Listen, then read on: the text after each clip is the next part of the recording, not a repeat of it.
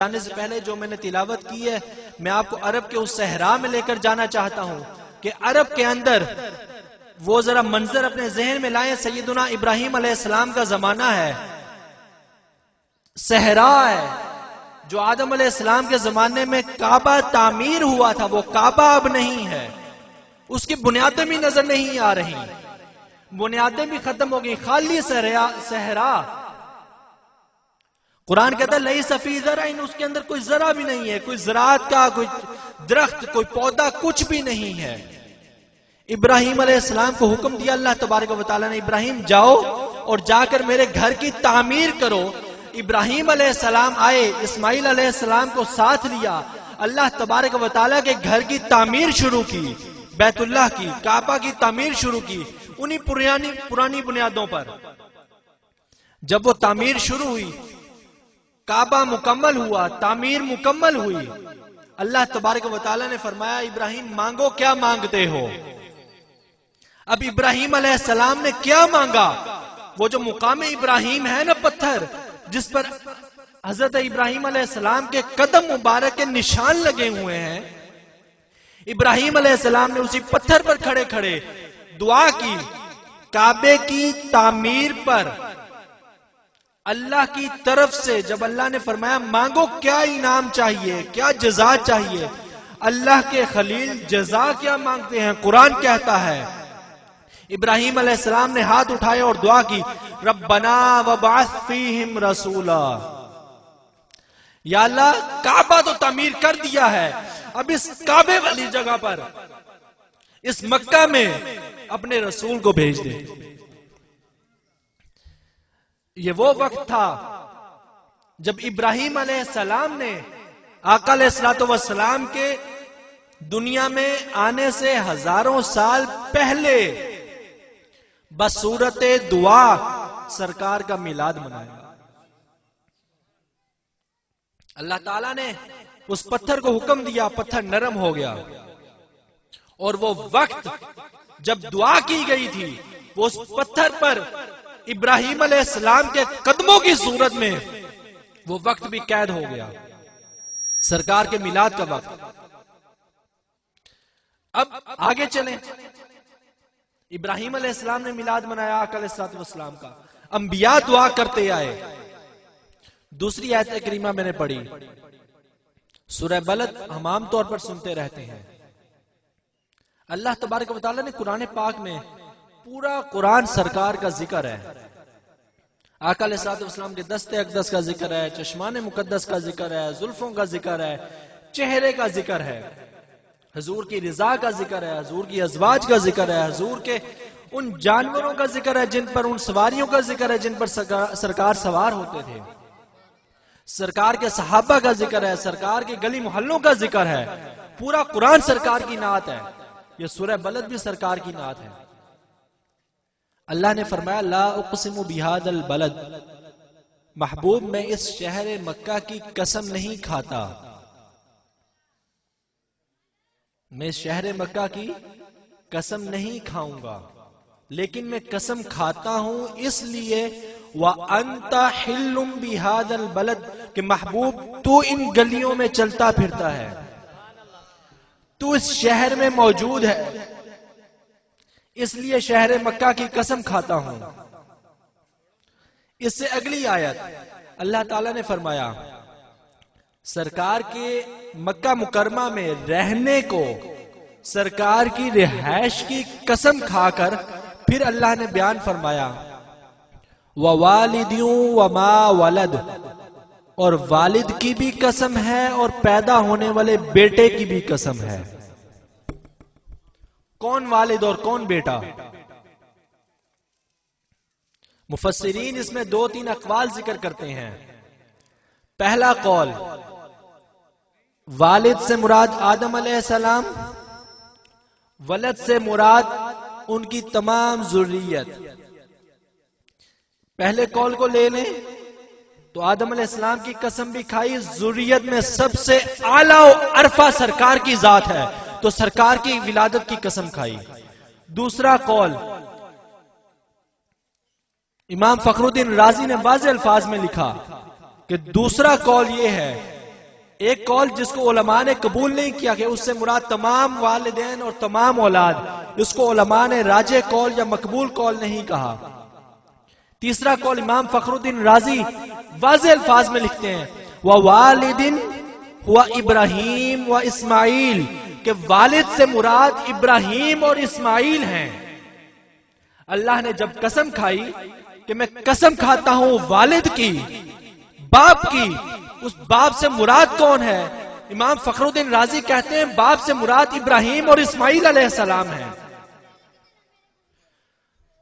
وما ولد، اور جو پیدا ہونے والا بیٹا، جو لڑکا پیدا ہوا، اس بچے کی ولادت کی قسم امام فخر الدین رازی آگے لکھتے ہیں ہوا محمد النبی صلی اللہ علیہ وسلم، وہ آقا علیہ الصلوۃ والسلام کی ذات ہے۔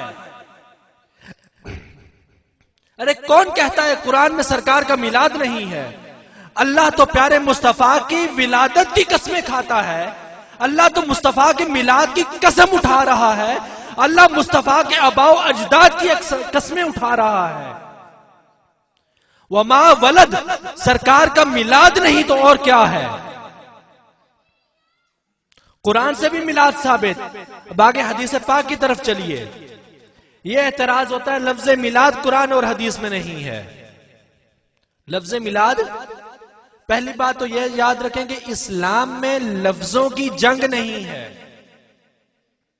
صرف ایمان میں اسلام قبول کرنے کے لیے، کلمہ پڑھنے کے لیے الفاظ مختص ہیں، وہ تبدیل نہیں ہو سکتے، ان کے علاوہ الفاظ کی جنگ نہیں ہے۔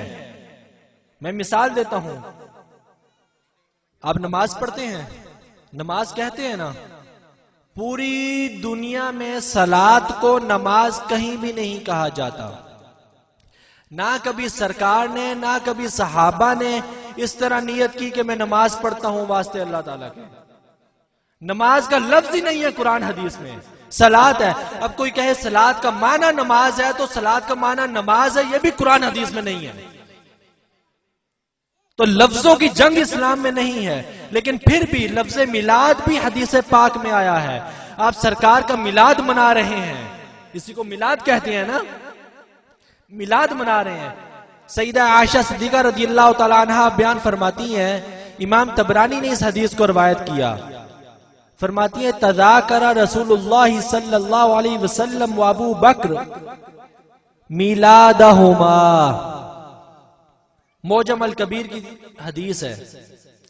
ام المومنین فرماتی ہیں سرکار نے ذکر کیا میرے سامنے میلاد اپنے میلاد کا، صرف سرکار نے نہیں، وہ ابو بکر نے بھی ذکر کیا میلاد اپنے میلاد کا، عندی میرے پاس۔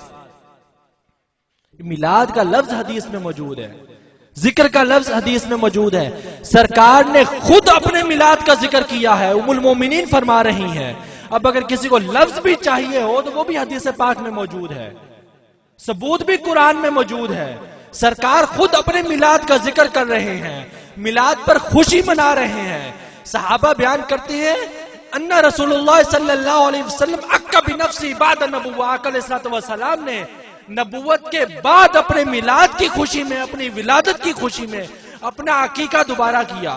اکا عقیقہ، عقیقہ کہتے ہیں ولادت کی خوشی منانے کو، ولادت کی خوشی میں بکرا ذبح کرنے کو۔ اب عقیقہ تو سرکار کا پہلے ہو گیا تھا، اب سرکار کیا کر رہے تھے؟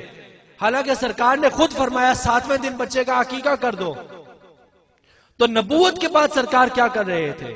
اور پھر ایک بکرے کے ساتھ نہیں، ایک دمبے کے ساتھ نہیں، کئیوں کے ساتھ، کئی بکرے ذبح کیے، کئی دمبے ذبح کیے، کئی جانور ذبح کیے۔ اپنی نبوت کے بعد آقا علیہ الصلوۃ والسلام نے اپنے میلاد کی خوشی منائی، اور سرکار نے خود منا کے دکھا دی۔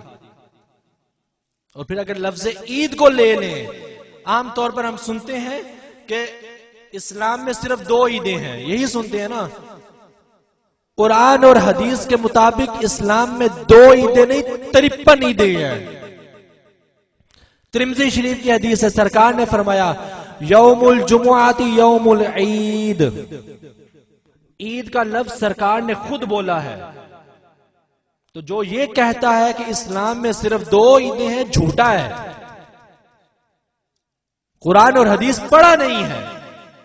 سرکار نے تو 2 عیدوں کے علاوہ فرمایا یوم الجمعہ یوم العید،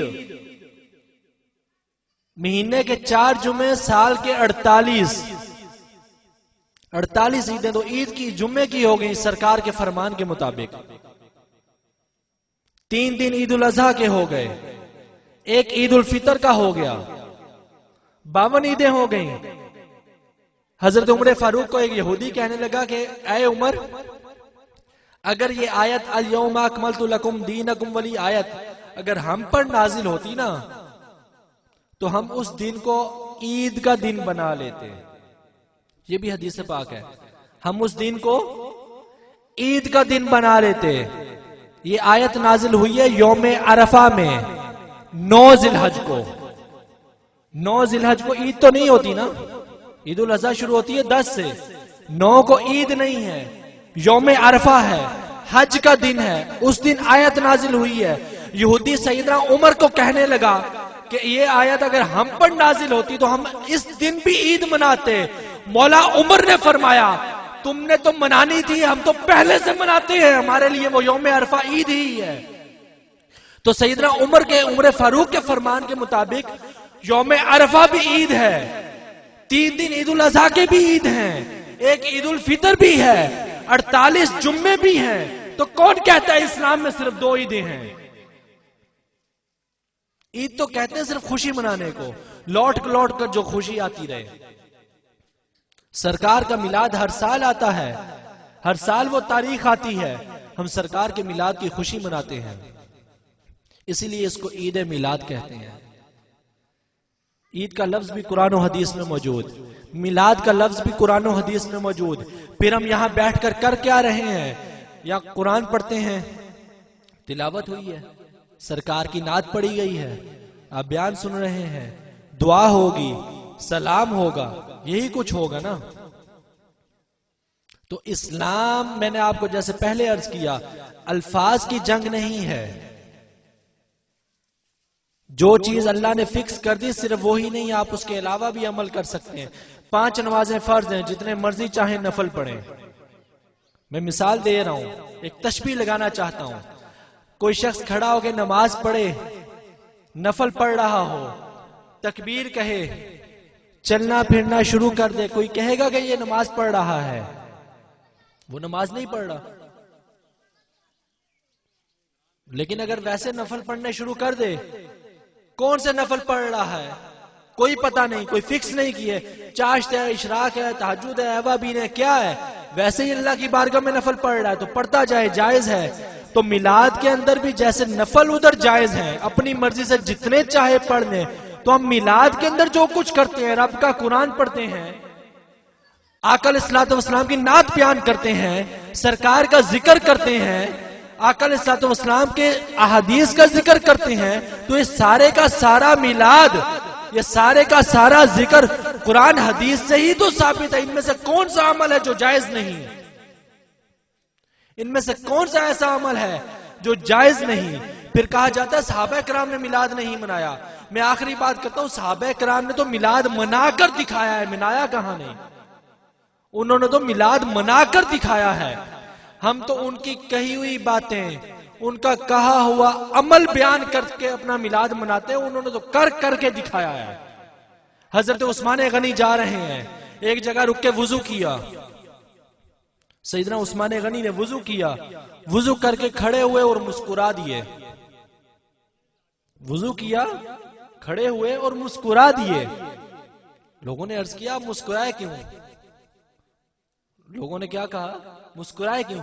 کہا میں نے سرکار کو اس جگہ پر دیکھا تھا کہ آقا علیہ السلام نے وضو کیا، سرکار کھڑے ہوئے اور مسکرا دیے، میں نے تو اس ادا کو ادا کیا ہے، میں نے تو اس ادا کو ادا کیا ہے۔ ارے ہم تو صرف ان بڑے لوگوں کی، ان شخصیات کی واقعات کا ذکر کرتے ہیں، انہوں نے تو واقعات کو دہرایا ہے، انہوں نے تو واقعات بیان کر کے عمل کر کے دکھایا ہے۔ ایک صحابی جا رہے ہیں، اونچا درخت ہے، اس کے نیچے جھک کر گزرے، ساتھ والے نے کہا اتنا اونچا درخت ہے، جھکنے کی ضرورت کیا تھی؟